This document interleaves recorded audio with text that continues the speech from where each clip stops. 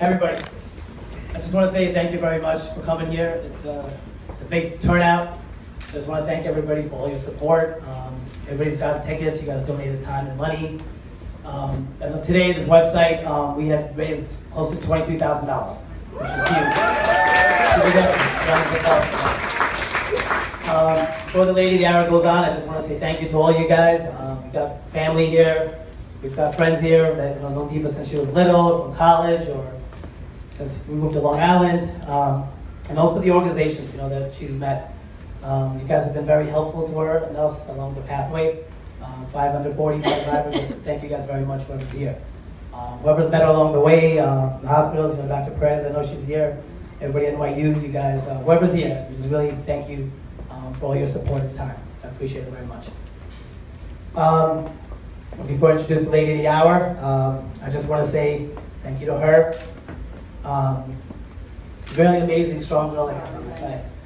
Most people go through this, it's not easy enough just with your family and everything you're going through. For her to want to put this event together, this was all her. She got her friends together, you guys helped her go through all this and just want to do something for others. When you don't have to do anything, you can just, most people have to take care of themselves. This is huge, and then she wants to do this annually, so we'll see how this goes. And based on this turnout, I guess we'll see you back here next year. So without further ado, he's the lady of the hour, my beautiful wife. Thank you. No one, she didn't get an introduction, so let me introduce him. He's my husband, as you know, my best friend, and my doctor, not by trade, but he thinks he's my doctor, and my own personal comedian. Now, they do say that laughter is the best medicine for cancer, so it was a match made in heaven. So the good news is that I have a sore throat. And the bad news, the bad news is that I have a sore throat. The good news is that because I have a sore throat, this speech will be a little shorter than originally anticipated. Thank you for showing up today, each and every one of you. Just by being here, you are making a difference. Many of you in the room know me, but for those of you who don't, I was diagnosed with breast cancer at the young age of 39. I'll never forget the day I went for my very first mammogram on December 4th, 2015. It was the most confusing and saddest time in my life. I didn't think things could get worse until 2 weeks later when they actually did. I found out that the cancer had spread to my bones. It was called Stage 4 breast cancer. Stage 4 breast cancer, also known as metastatic breast cancer, also known as the breast cancer that no one understands, is when breast cancer metastasizes. That means it spreads to other organs in the body. Breast cancer is a cancer that typically spreads to the bones, lungs, liver, or brain. It is considered breast cancer because the cells that spread are still the same as the primary cancer cells located in the breast. Unfortunately, once metastatic disease is present, breast cancer is incurable. Now, that's the confusing part to most. Let me explain. Stage 1, 2, and 3 breast cancer can potentially be cured with treatment and surgery. No one dies of stage 1, 2, or 3 breast cancer. The problem is, however, that 30% of those with stage 2, 1, 2, or 3 breast cancer have a reoccurrence in the form of stage 4 and then die of stage 4 breast cancer. 6% of people are diagnosed to stage 4 at the initial diagnosis, such as myself.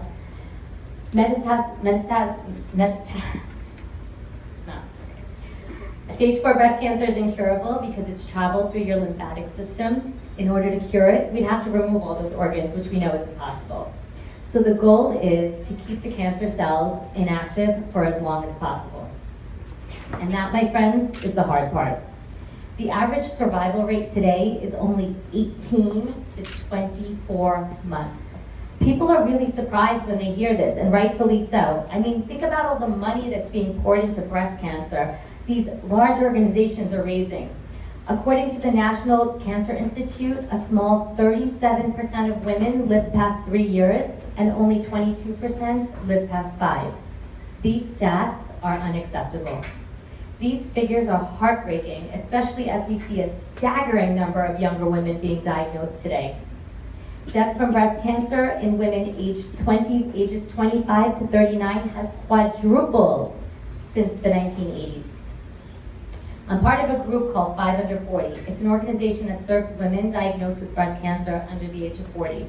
Jennifer Finkelstein, the founder of that organization, is here today. Please meet her.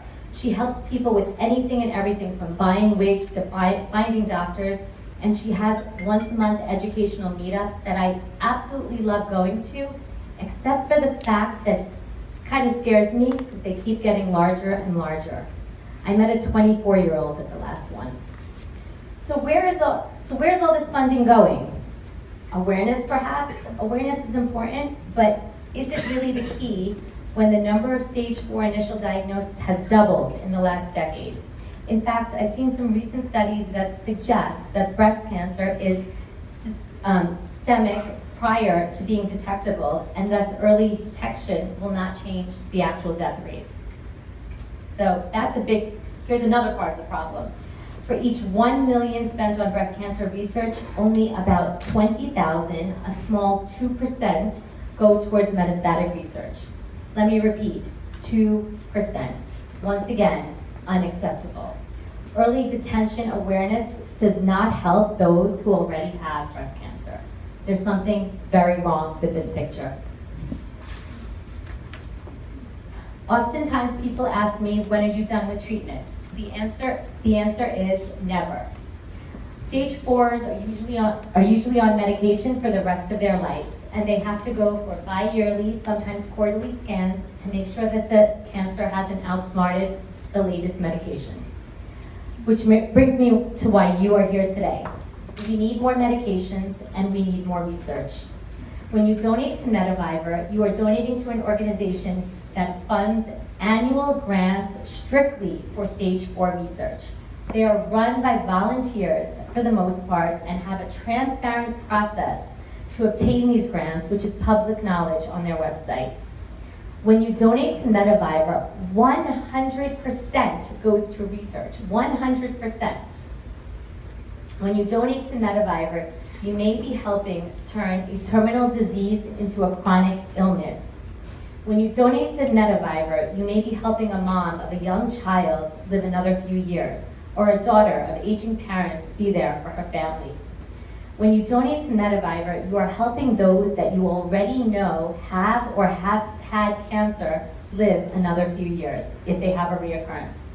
When you donate to Medivivor, you are helping your own family and friends, and perhaps yourself, because 1 in 8 women will be diagnosed with breast cancer. 1 in 8 women. And breast cancer, my friends, does not discriminate. I've seen all types of people, of different races, of different ethnicities, diagnosed for reason or for no reason at all. When you donate to Medivivor, you are making a difference. Before I conclude, I'd like to leave everyone with a few things that I've learned in my journey. Number 1, as you get older, you discover you have 2 hands. One for helping yourself and one for helping others. Yeah, I'm an Archie Hepburn fan. Everyone in this room is so blessed in different ways. It's time to pay forward if you don't already. There's so many less fortunate people, was just a cliche to me before cancer. On this journey, I saw so many people who had to go through this alone without emotional or financial resources. That's why I believe in organizations like 5 Under 40. Let's face it, there are a ton of organizations out there. Donate to those who are really making a difference, not collecting big salaries. And donate to places where you know where the funds are being used for, like Medivivor. When you go home today, if you are wearing the Medivivor colors, green, teal, or pink,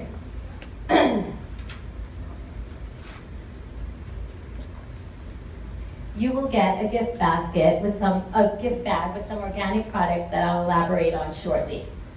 There will also be a cookie inside made by a dear friend of mine, Shalini Bubber. Shalini Bubber is the strongest woman I know. She's here today, and despite her challenges, she always has a smile on her face.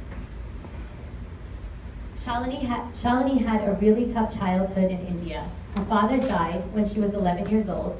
She packed her bags at the age of 19 and came to the US on her own.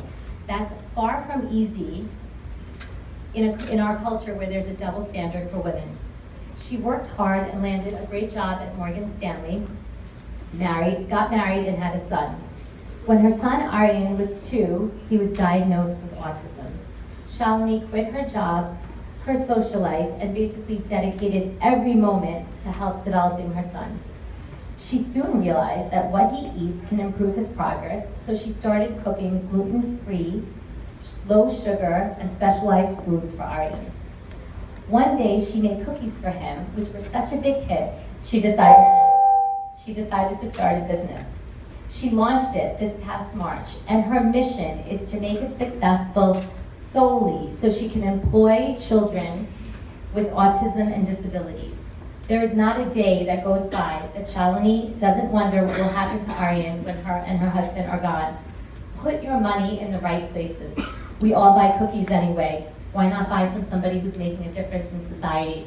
Assuming your kids don't have a nut allergy. Number 2, you are what you eat.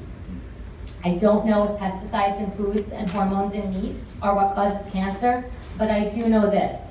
A new health report released by the Cancer Registry of Greater California found that Napa Valley is a cancer cluster, harboring high rates of people suffering.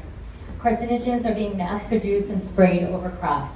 When you eat a non-organic apple, you're also eating over 30 different pesticides that have been sprayed on the fruits. Strawberries, apples, celery, carrots, spinach are just a few of the foods that have high levels of pesticides.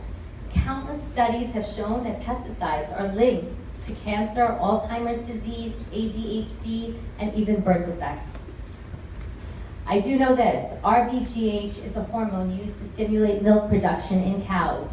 In the US, however, in the US since 1993, however, this is banned in other countries. I do know this, the cracker, the chips, the pastries we love, they contain hydrogenated trans fats, not Shalini's though. They are used to extend shelf life. A study of over 25,000 women by the French National Institute of Health shows that the rate of breast cancer doubles in women who have high levels of trans fat in their blood. There's something to be said about the rising rates of cancer. Today, I try my best to eat organic and local. If you get a gift bag today, you'll get an opportunity to enjoy some wonderful items donated by Royne Sood at Spectrum, like chia seeds, which are huge in antioxidants, and avocado oil, which I use for high heat cooking, and I choose over canola or vegetable. If you're concerned, and rightfully so, see a nutritionist. Mine is Marianne Jones of Thrive Naturally. Her mother died of ovarian cancer, so she's dedicated to helping people live more naturally. And number 3, lastly, all of you This Is Us fans like this. When life gives you the sourest lemons that it has to offer, try turning it into something resembling lemonade. I don't believe I got cancer to die. The stage 4 community needs more leaders, and I was a great choice. When people are diagnosed with cancer, it's obviously difficult. I have always been a positive person by nature, and I've had a ton of support from my family and my close friends, so I never lost my spirit. When life gives you the sourest lemon it has to offer, try turning it into something resembling lemonade. Metabash is my lemonade. Thank you again. I could not have done it without the tremendous support of so many people in this room, the committee that helped me every step of the way, my husband, my parents, my family. Thank you to each and every one of you for attending and supporting. You are making a difference.